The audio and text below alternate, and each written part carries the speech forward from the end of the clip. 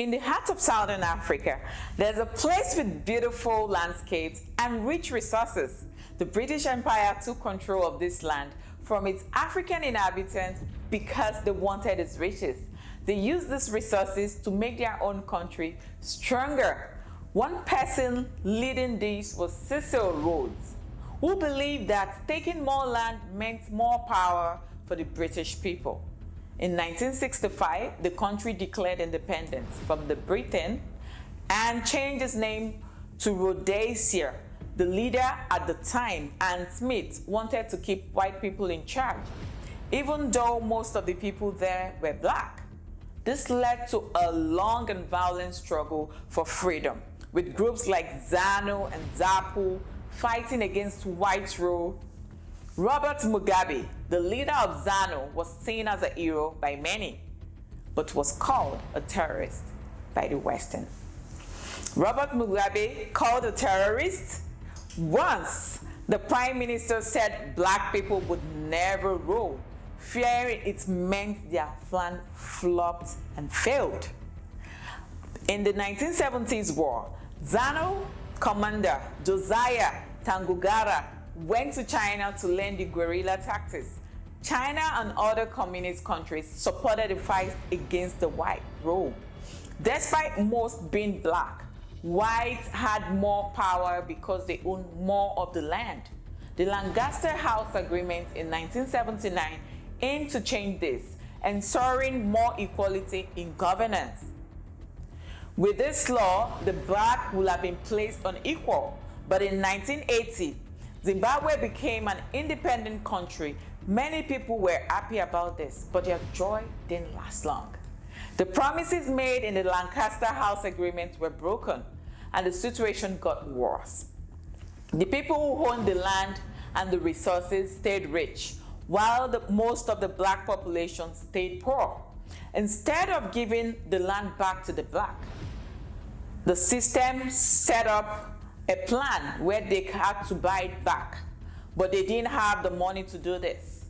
In order to put things in place, 95% of the Zimbabwe economy was controlled by the European and American, making it nearly impossible for Zimbabweans to repurchase the land and own some of the resources.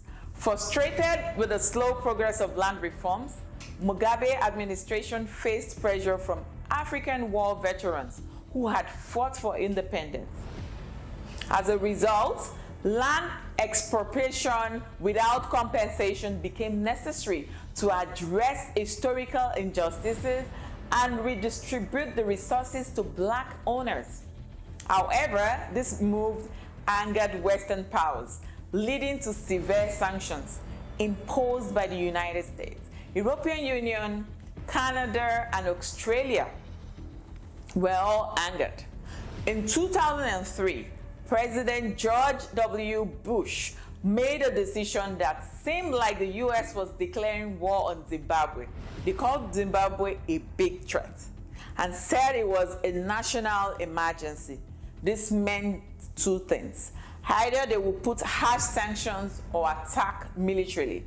So the US chose to put specific sanctions, stopping the US and other companies from doing business with Zimbabwe government. This gave Zimbabwe rough, tough conditions like respecting human rights and giving back land to British and European settlers.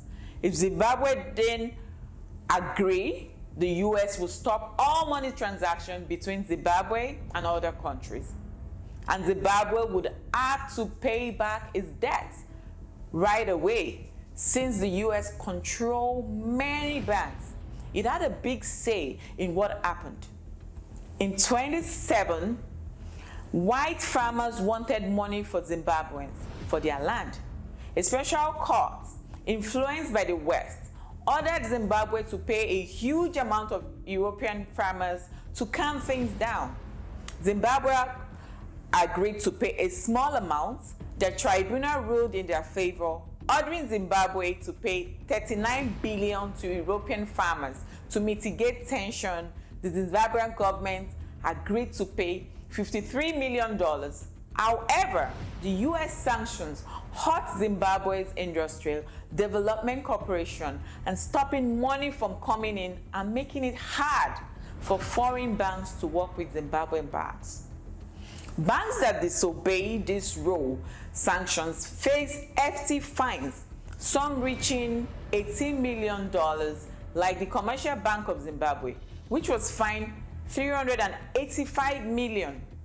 Zimbabwe felt isolated due to US sanctions, unable to borrow money or trade freely.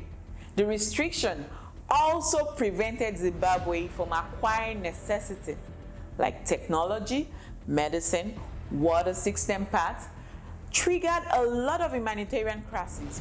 Over half the population experienced hunger, with disease outbreaks like cholera due to the inability to import water purification parts.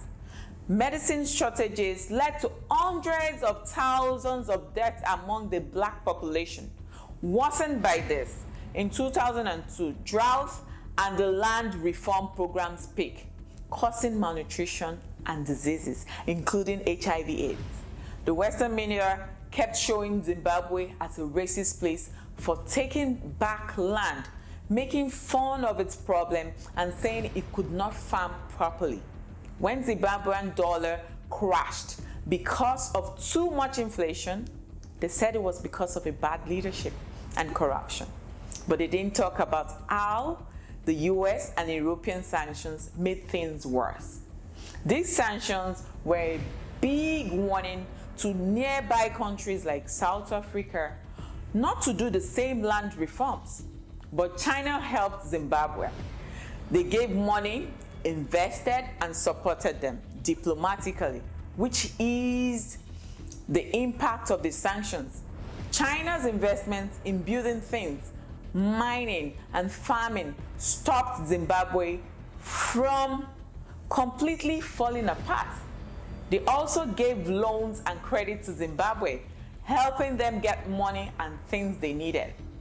All of this was done, and after 23 tough years of dealing with harsh sanctions, Zimbabwe finally got help from China. This support was a big deal because for the first time, a country made the US lift its tough sanctions without getting into a war. By 2024, almost all of the sanctions on Zimbabwe were gone, thanks to the pressure from people fighting for human rights and help from China. Zimbabwe and China also talked about working together on big projects like Belt and Road Initiative, which is all about making better infrastructures and boosting economies. To deal with money problems, Zimbabwe came up with a new currency called ZiG, which is backed by gold. Even though Zimbabwe went through a lot, it's bouncing back and showing it can recover. This shows that there are other ways to fix things besides going to war. And it makes us wonder if Zimbabweans were lucky to avoid that.